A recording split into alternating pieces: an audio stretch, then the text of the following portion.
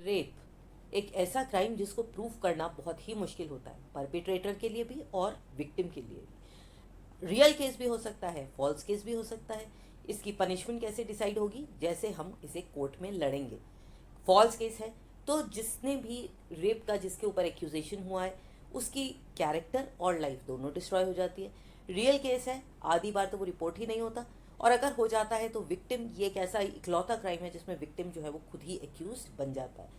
एक ऐसा क्राइम है जिसमें यही कहा जाता है कि विक्टिम के सोल को भी आप ख़त्म कर देते हैं, तो ये एक मर्डर से भी ज़्यादा क्राइम है। इससे पहले हम इसकी पनिशमेंट के बारे में बात कर रहे थे, लेकिन इससे पहले कि मैं आगे बढ़ूं, अगर आपने मेरे चैनल को लाइक, शेयर और सब्सक्राइब नहीं करा है तो फटाफट से कर दो, और नोटिफिकेशन बेल बजाना बिल्कुल मत भूलना, ताकि मेरे सारे वीडियोस आप तक पहुंच सके। मेरे वीडियोस में मैं भारतीय न्याय संहिता को आईपीसी से सेक्शन वाइज और चैप्टर वाइज कंपेयर भी कर रही हूँ।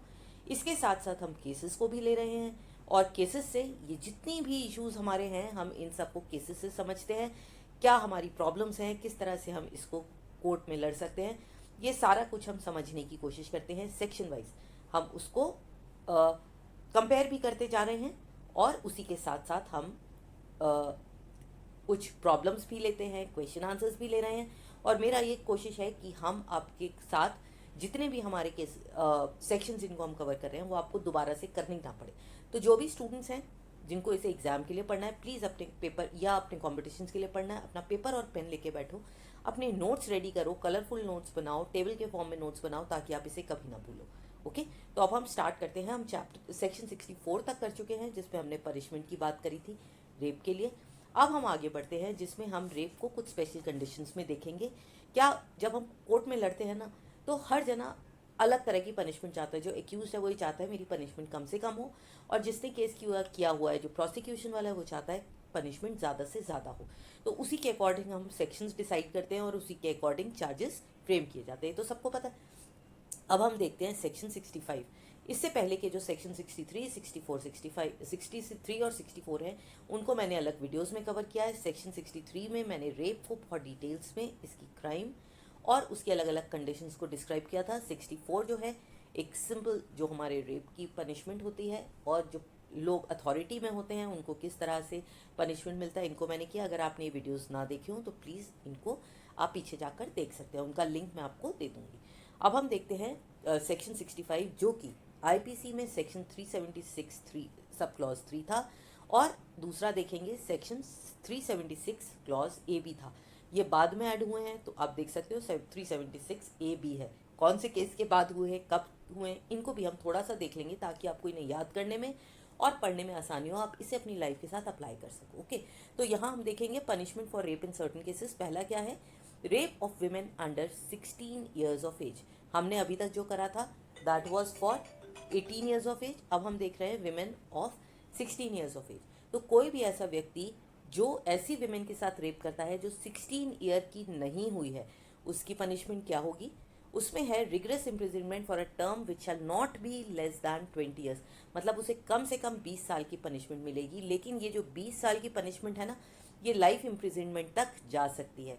मतलब इम्प्रिजनमेंट जो जो उसकी पूरी ज़िंदगी वो जेल में रहेगा, और उसके साथ साथ फाइन भी। ओके, तो अगर हम नोट करें, अगर 16 ईयर्स से कम की है कोई भी लड़की, तो उसको, उसके साथ अगर रेप हुआ है तो पनिशमेंट कितनी हो सकती है? 20 ईयर्स से लेकर कहाँ तक? पूरी लाइफ इम्प्रिजनमेंट, और इसके साथ साथ फाइन।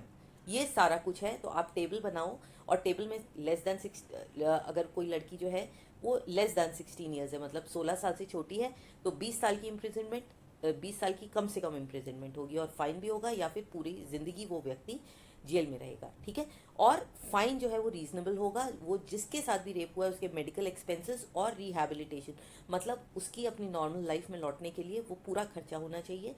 ठीक है, ए क्लॉज तो ये कहता है, और बी क्या कहता है? कोई भी फाइन जो इसमें इम्पोज किया जाएगा वो किसको दिया जाएगा? विक्टिम को दिया जाएगा, ये गवर्नमेंट के एक्सचेकर में नहीं जाएगा। क्लियर है?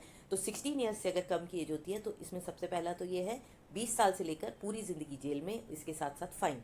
फाइन कितना होना चाहिए? पहला फाइन तो यह है, इतना होना चाहिए जो जस्ट हो, और जो भी विक्टिम है उसके मेडिकल एक्सपेंसेस और उसको रिहैबिलिटेट करने के लिए सफिशिएंट हो, प्लस ये जो फाइन है ये विक्टिम को दिया जाएगा। ओके, अब हम आते हैं सब क्लॉज 2 पर। सब क्लॉज 2 क्या कहता है? ये कहता है कि अगर जो रेप हुआ है वो 12 साल की बच्ची से कम हुआ है, यहाँ मैं विमेन नहीं कह रही हूँ, बच्चा कह रही हूँ, यहाँ पर लिखा तो विमेन है, तो उसकी पनिशमेंट क्या होगी? रिगरस इम्प्रिजनमेंट होगा, और ये भी 20 साल से कम नहीं होगा। यहाँ पर भी ये 20 साल से लेकर लाइफ इम्प्रिजनमेंट तक जा सकता है। इसमें डिफरेंस क्या है? इसमें डिफरेंस ये है कि अगर 12 साल से कम है तो इसमें फाइन और बाकी सारी कंडीशन सेम है, लेकिन यहाँ पर डेथ पेनाल्टी भी दी जा सकती है। क्लियर? अब इसमें भी 2 क्लास सब क्लॉजेज और दिए हुए हैं। प्रोवाइडेड एट फाइन जो है वो उसके मेडिकल एक्सपेंसेस और रिहैबिलिटेशन को पूरा करेगा, और दूसरा क्या है, ये विक्टिम को दिया जाएगा। तो ये सब सेम है। अब इसको एक बार आप अपनी कॉपी में बना लो, जहाँ पर आप लिखोगे पनिशमेंट, एज लिखेंगे। एज कितनी होगी? एज होगी अगर 16 से कम है और अगर 12 साल से कम है। तो इस केस में क्या होगा? यहाँ पर 20 साल से लेकर लाइफ इम्प्रिजनमेंट प्लस फाइन, और अगर 12 साल है तो 20 साल से लेकर लाइफ इम्प्रिजनमेंट प्लस, इसमें एक क्लॉज कौन सा ऐड हो गया है? डेथ पेनाल्टी भी दी जा सकती है, और इसमें फाइन है। दोनों केसेस में फाइन किसको दिया जाएगा? विक्टिम को, और इतना फाइन दिया जाएगा जो उसके मेडिकल एक्सपेंसेस और रिहैबिलिटेशन दोनों को कवर करे। ओके, अब देख लेते हैं कि ये क्लॉजेस आए कब कब थे। ये पहले से नहीं थे। 16 ईयर्स वाला भी बाद में आया है और 12 ईयर्स वाला भी बाद में आया है।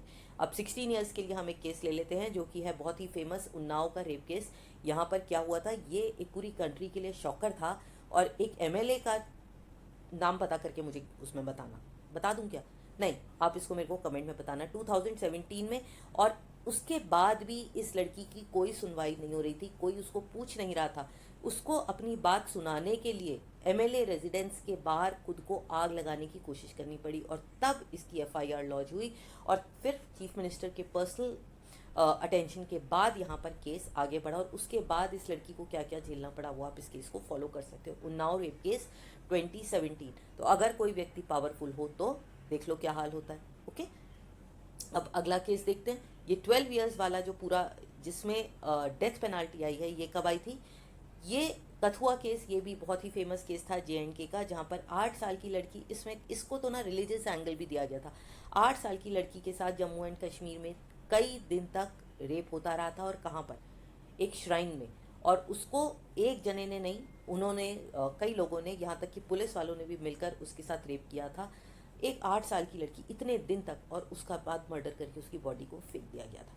ये भी एक बहुत ही बड़ा आई ओपनर और एक शॉकर था कंट्री के लिए। और इसके बाद, इस वाले केस के बाद 12 साल से छोटे बच्चों के लिए डेथ पेनाल्टी का क्लॉज डाला गया था। Is that clear? तो यहाँ पर डेथ पेनाल्टी भी आ जाती है। आप अपना टेबल रेडी रखो। अब लोग केस कैसे लड़ते हैं? पहले तो जो एक्यूज है वो प्रूव करने की कोशिश क्या करेगा कि वो लड़की जो है 8 ईयर्स से बड़ी है, फिर वो कोशिश करेगा कि वो 16 ईयर्स से बड़ी है। इस तरह से वो अपना केस प्रूव करते हैं और अपनी पनिशमेंट कम से कम कराते हैं। अब और पनिशमेंट कैसे कम कराते हैं इसको हम ज़्यादा देखते हैं। क्लियर? ये हो गया। अब हम आते हैं सेक्शन 66 और सेक्शन 67 पर। ये जो सेक्शन 66 है ये आईपीसी का सेक्शन 376A था। सेक्शन 67 जो है वो आईपीसी का 376B था। अब रेप जो है जहाँ पर डेथ या परसिस्टेंट वेजिटेटिव स्टेट, जिसमें कोई भी लड़की इस हालत में हो जाए कि वो ना हिल डुल सके ना डुल सके, वो अपना कोई भी काम नहीं कर सकती, वो सिर्फ बेड पर रह सकती है। और इसका भी एक बहुत ही फेमस केस है, जो क्या बताऊँ मैं आपको, अरुणा शॉनबाग वाला केस। ये मैं अभी पहले इसी को ही ले लेती हूँ, जो कि एक 26 ईयर ओल्ड नर्स जो है मुंबई के हॉस्पिटल में अटैक किया गया था, और वहाँ के वार्ड अटेंडेंट ने उसको रेप किया था। फिर उसका गला घोटने की कोशिश करी गई थी, जिससे कि उसको उसके ब्रेन में ऑक्सीजन की सप्लाई नहीं हुई और वो कोमा में चली गई। अब ये अरुणा शॉनबाग जो है वेजिटेटिव स्टेट में, मतलब बिल्कुल बेड पर रही थी, बेड रिडन 40 साल तक। और उसने जो है मर्सी पेटिशन नहीं, सॉरी, यूथैनेसिया, मतलब इच्छा मृत्यु, उसके लिए भी एप्लीकेशन डाली थी, और वो भी पास नहीं हो पाई थी। और 2015 में 40 साल बेड में रहने के बाद ये लड़की, ये जो नर्स थी, इसकी डेथ हुई, और शायद वो अपनी ज़िंदगी से जाकर रिलैक्स ही हुई होगी, थोड़ा चैन मिला होगा उसे। तो यहाँ पर अब क्या है, अगर ऐसा कोई केस होता है तो इसकी पनिशमेंट क्या है? ऑफेंस पनिशेबल विद सबसेक्शन 1 और सबसेक्शन 2 ऑफ सेक्शन 64।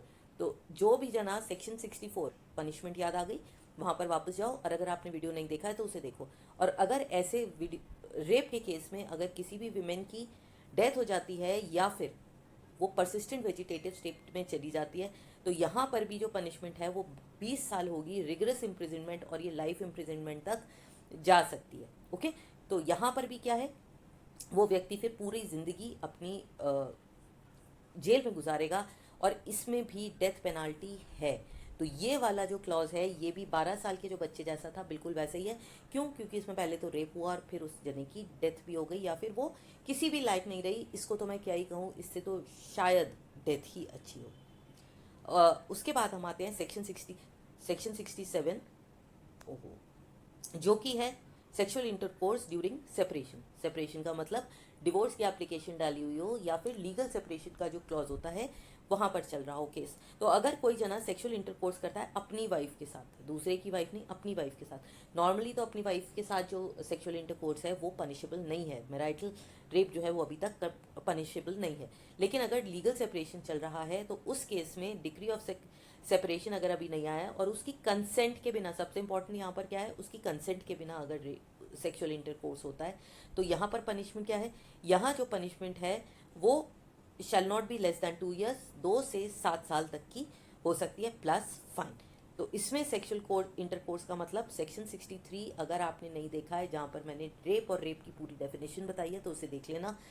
तो वही डेफिनेशन यहाँ पर लागू होती है, लेकिन बस डिफरेंस क्या है कि ये सेपरेशन के टाइम है और अपनी वाइफ के साथ है। अपनी वाइफ के साथ नॉर्मली हमारे क्रिमिनल लॉ में अपनी वाइफ के साथ जो सेक्सुअल इंटरकोर्स है वो लागू नहीं होता, वो क्राइम नहीं है। तो सेक्शन 63 यहाँ पर चलेगा। Is that clear?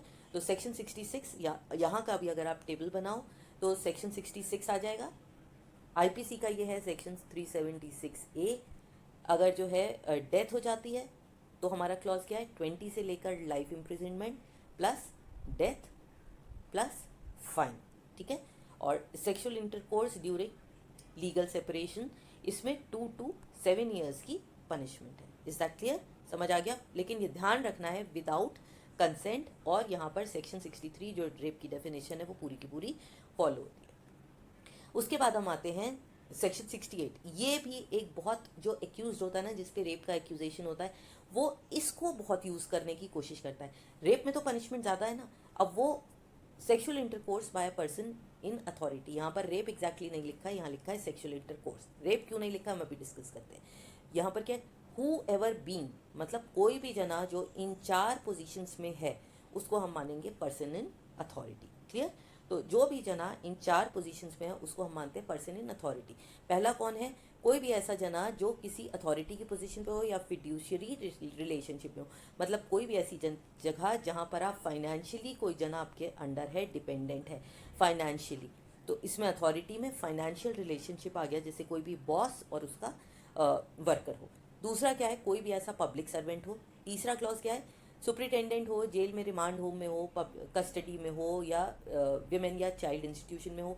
आखिरी क्या है, हॉस्पिटल में हो, स्टाफ में हो, और वो अपनी पोजीशन को फिड्यूशियरी जो रिलेशनशिप है, मतलब जो बॉस और किसी सबॉर्डिनेट की है, उसको अगर अपनी कस्टडी में रहते हुए उसके साथ सेक्सुअल इंटरकोर्स करता है, यहाँ रेप नहीं आ रहा है, सेक्सुअल इंटरकोर्स करता है, तो उसको क्या पनिशमेंट मिलेगा वो भी आएगा, भी देखते हैं। तो उसको पनिशमेंट क्या मिलेगा, उसको रिगरस इम्प्रिजनमेंट मिलेगा। कितना? Not less than 5 years but may extend to 10 years। अब इस क्लॉज को लोग यूज़ क्यों करते हैं, अब समझ में आया आपको? क्योंकि उसकी पनिशमेंट क्या है, 5 साल से लेकर 10 साल तक, और बाकी सारी जगह जहाँ पर आपने पीछे रेप मिला है वहाँ पर मिनिमम पनिशमेंट जो है 5 years, फिर 10 years है। तो वहाँ पर 10 years की पनिशमेंट से बचने के लिए हर जना इसकी कोशिश करता है और इस क्लॉज को यूज़ कर लेता है। तो ये हमें समझने की ज़रूरत है कि लड़कियों को ये प्रूव करना पड़ता है कि वो सेक्सुअल इंटरकोर्स नहीं था ऐसा वाला, और वो रेप के अंडर था, और जो भी जना अथॉरिटी में है वो इसका उल्टा प्रूफ करने की कोशिश करता है। अब पहला एक्सप्लेनेशन क्या देखते हैं, सेक्सुअल इंटरकोर्स यहाँ पर सेक्शन 63 के क्लॉज A to D में आएगा। अगर आपने इसको नहीं देखा है तो मैं फिर से कह रही हूँ, आप मेरे सेक्शन 63 रेप वाले वीडियो को देखना। मेरे ख्याल से उससे ज़्यादा डिटेल्ड वीडियो आपको रेप के क्लॉज पर कहीं नहीं मिलेगा, और वो मैंने बहुत ही मतलब डिस्टर्ब्ड कंडीशन में बहुत दिल से बनाया है। ये एक ऐसा टॉपिक है जो मेरे बहुत ही, it is very close to my heart. Explanation 2 क्या कहता है, explanation 1 to section 63 shall also be applicable. Explanation 1 क्या है, वो कंडीशंस बताता है आपको किन किन कंडीशंस में वो रेप माना जाएगा। एक्सप्लेनेशन 3 क्या बताता है, सुप्रिटेंडेंट जो है जेल का जो होता है वो कहाँ पर होता है, अगर कोई भी जना ऐसी पोजीशन ले रहा है, चाहे वो जेल हो, चाहे वो कोई भी ऐसा इंस्टीट्यूशन हो जहाँ पर उसका इनमेट्स के ऊपर, चाहे वो फीमेल हो, लड़का हो या बच्चा हो, उसका अपने इनमेट्स के ऊपर कंट्रोल होता है। ओके, और एक्सप्लेनेशन 4 क्या कहता है, हॉस्पिटल या वुमेन्स चिल्ड्रन इंस्टीट्यूशन का सेम मतलब है जो कि पीछे आपको क्लॉज बी और D explanation sub section 2 section 64 में बताया गया है। तो सेक्शन 63 क्या है, रेप, और सेक्शन 64 क्या था, उसकी पनिशमेंट। तो इसके लिए आपको मेरे दोनों पीछे वाले वीडियोस देखने पड़ेंगे, तब आपको ये बिल्कुल क्लियर हो जाएगा। तो अगर कोई भी जना ऐसा है जो अपनी अथॉरिटी के वजह से कोई भी ऐसा काम करता है जो सेक्शन 63 और 64 के पनिशमेंट रेप में माना जाता है, लेकिन वो अथॉरिटी में है, तो किसी ने उसकी कंप्लेंट नहीं करी, ज़्यादा कुछ बोला नहीं, और कंसेंट के मैटर जो है ना वो यहाँ पर बहुत पीछे चला जाता है, तो उसकी पनिशमेंट कितनी होगी, 5 to 10 ईयर्स। क्लियर। अब यहाँ पर हम केस देखते हैं और इस केस से आपको ये बिल्कुल समझ में हो जाएगा कि ये यूज़ किस तरह से किया जाता है। अब हम देखते हैं Kamalnath versus state of Tamil Nadu. यहाँ पर क्या हुआ था, एक स्पिरिचुअल गुरु भी पर्सन इन अथॉरिटी है, वो अपने डिसाइपल्स को कई महीनों तक रेप करता रहा। उन्होंने रेजिस्ट भी किया और उन्होंने इसको क्या माना था, उन्होंने अपना गुरु माना था, और गुरु जो है फादर फिगर की तरह होता है, और उसने अपना ये फेथ बताया, और इसी वजह से कोर्ट ने क्या कहा कि ये जो कंसेंट थी, ये अब्यूज़ ऑफ अथॉरिटी थी, लेकिन उन्होंने एग्जैक्टली इसको ज़बरदस्ती वाला रेप नहीं माना, और उसने अपने विक्टिम्स को ये कन्वे कर दिया था कि ये उसकी डोमिनियन में है और वो उनके पास कोई जगह ही नहीं है। अगर ये जो गुरुजी हैं अगर उसको छोड़ देंगे तो वो जाएंगी कहाँ, और वो कहीं नहीं जा सकती। जब ये उन्हें ब्लैकमेल करके कंसेंट लेकर उसने रेप किया, जब कंसेंट ले ली तो वो रेप बचा ही नहीं। अगर रेप की सबसे पहली कंडीशन क्या थी कि उसमें कंसेंट नहीं होनी चाहिए, तो अगर उन्होंने कंसेंट ले ली, अब जब कंसेंट ले ली तो वो रेप ही नहीं बचा, इसलिए इस क्लॉज को यहाँ पर ऐड करना पड़ा, क्योंकि ये कंसेंट वाला जो सारा खेल था यहाँ पर इस लोग क्या कहते थे जो अथॉरिटी में कि हमें तो कंसेंट मिला। अब कंसेंट कैसे ली कि अगर मैंने तुम्हें यहाँ से निकाल दिया तुम कहाँ जाओगे, कहीं भी मुंह दिखाने लायक नहीं रहोगे, ऐसे कंसेंट लेके थोड़ी काम चलता है। इसलिए ये क्लॉज डाला गया कि अथॉरिटी में अगर कोई जना कंसेंट लेके करता है तो भी उसे 5 to 10 ईयर्स की पनिशमेंट मिलेगी। मैंने क्या कहा था, लोग इसे यूज़ कैसे करते हैं, वो दिखा देते हैं कि हमने तो कंसेंट लिया। जो एक्यूज है वो सबसे पहली कोशिश ये करता है दिखाने की कि मेरे को कंसेंट मिली। अब अगर कोर्ट ने मान लिया कंसेंट मिली तो वो रेप हुआ ही नहीं, वो एक्विट हो जाएगा। दूसरा, जब उसे ये नज़र में आता है कि कंसेंट मैं पूरी तरह से प्रूव नहीं कर पा रहा हूँ, मेरे को पनिशमेंट मिलने वाली है, वो पनिशमेंट ज़्यादा है, तो वो ये दिखाने की कोशिश करता है कि ये जो कंसेंट मिली थी ये अथॉरिटी वाली है। अब इसमें उसको क्या हुआ, सिर्फ 5 से 10 साल की पनिशमेंट, ठीक है, तो वो बच जाता है। यहाँ पर कोर्ट ने ये कहा कि ये कंसेंट जो है ज़बरदस्ती ली गई थी और इसलिए उसको रेप मान के पनिश किया गया था। लेकिन बहुत सारे ऐसे भी केसेस हुए हैं जिनमें लोगों को पनिशमेंट नहीं मिला और उसको यहाँ पर रेप की पनिशमेंट दी गई थी। अब आप देखो उसको रेप की पनिशमेंट कहाँ दी गई थी, 376 क्लॉज सब क्लॉज 2 और सी में। अब अगला केस देखते हैं हम। अब ये जो है यहाँ पर, अब आप ये देखो ये कौन सा क्लॉज है, सेक्शन 376C। यहाँ पर जो है क्या हुआ था, स्वामी चिन्मयानंद ने क्या किया, if prove rape charge can lead to punishment up to life imprisonment, लेकिन जो 376C में होगा उसको पनिशमेंट कितनी मिलेगी, सिर्फ 5 to 10 ईयर्स। तो स्वामी चिन्मयानंद ने क्या किया, इन्होंने प्रूव कर दिया कि वो थी वो sexual intercourse by person in authority था और ये जो है 5 से 10 साल की पनिशमेंट से बच गए और इनके केस में ये रेप नहीं माना गया। क्लियर। और ऐसा ही बहुत सारे केसेस में हुआ है, बहुत सारे गुरुओं के केस में, आसाराम बापू, गुरमीत राम रहीम, रामपाल, नित्यानंद, लेकिन यहाँ पर इनसे ज़्यादातर इन केसेस में सेक्शन 376C के अंडर परमिशन उन्हें sexual intercourse by person in authority वाली रिबेट जो है वो नहीं मिली थी, वो सिर्फ स्वामी चिन्मयानंद को मिली थी। यहाँ पर कोर्ट ने उनको रेप माना था अंडर सेक्शन 63 और इनको पनिशमेंट मिली थी सेक्शन 64 के अंडर, जो कि था सेक्शन 376, इससे पहले वाले क्लॉजेस जो हमने पहले डिस्कस किए। समझ में आ गया लोग इसको क्यों यूज़ करते हैं और कैसे यूज़ करते हैं। आई होप मैंने आपको ये बात पूरी तरह से समझा दी है। एक नया क्लॉज यहाँ पर ऐड हुआ है, उसको भी देखते हैं, ये भी थोड़ी डिटेल्स में देखेंगे। Sexual intercourse by deceitful means और फॉल्स प्रॉमिस टू मैरी, ये नया ऐड हुआ है, ये भी फीमेल्स को बचाने के लिए हुआ है। इसमें क्या है, कोई भी ऐसा जना जो किसी भी धोखे से, झूठ बोल के या किसी भी औरत से शादी का वादा करके और बिना किसी इंटेंशन शादी की, मतलब उसे शुरू से ही पता है वो शादी नहीं करेगा, फिर भी वो शादी का वादा करके किसी भी फीमेल के साथ सेक्सुअल रिलेशनशिप बनाता है, सेक्सुअल इंटरकोर्स करता है, तो ये सेक्सुअल इंटरकोर्स तो माना जाएगा, लेकिन ये पूरी तरह से ऑफेंस ऑफ रेप, पूरा जो सेक्शन 63 वाला है ये पूरा उतना बड़ा ऑफेंस नहीं माना जाएगा। तो इसकी इम्प्रिजनमेंट क्या है, इम्प्रिजनमेंट इसका क्या है, टर्म इसका जो है मैक्सिमम 10 ईयर्स है। क्लियर। तो ये सेक्सुअल इंटरकोर्स जो भी हमने किया था अथॉरिटी वाला वैसे ही है, लेकिन 63 सेक्शन 63 के अंडर रेप में नहीं माना जाता। अभी तक तो ये रेप में आता ही नहीं था, या आधे से ज़्यादा लोग छूट जाते थे।